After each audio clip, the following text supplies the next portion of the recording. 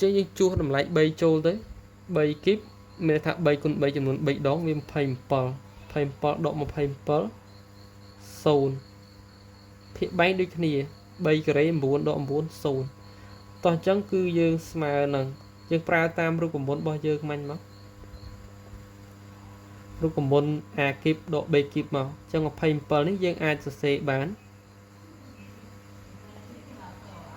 3គីប3គីបស្មើ27តោះអញ្ចឹងយើងប្រើតាមហ្នឹងមករូបមន្តយើងមិញគឺ a ដក b កតាឲ្យ a ការ៉េបូក ab អញ្ចឹង 3x បូកជាមួយនឹង b ការ៉េ 3ការ៉េ9នៅលើភាគបែងគឺយើងប្រើតាមរូបមន្តនេះគេរូបមន្ត a ការ៉េដក b ការ៉េអញ្ចឹង9នេះយើងអាចសរសេរបាន2ការ៉េ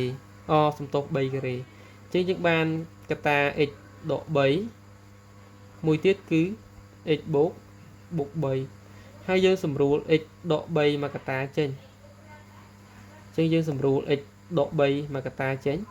អញ្ចឹងយើងនឹងសល់តម្លៃនៃ limit ថ្មីរបស់យើងគឺតម្លៃ x ខេតទៅជិត3នៃ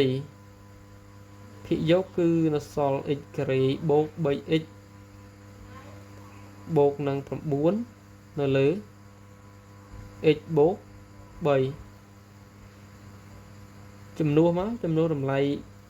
x ខិតទៅជិត3ចូលទៅយើងបាន3ការ៉េបូកជាមួយនឹង3គុណនឹង3បូកនឹង9នៅលើ3បូក3អញ្ចឹងទូទាត់មកបានប៉ុន្មាន3ការ៉េ9បូក9បូក9នៅលើ6ចឹង9បូក9បូក9ចំនួន3ដងគឺបាន27លើ6សម្រួលមកសម្រួលនឹង3ទៅ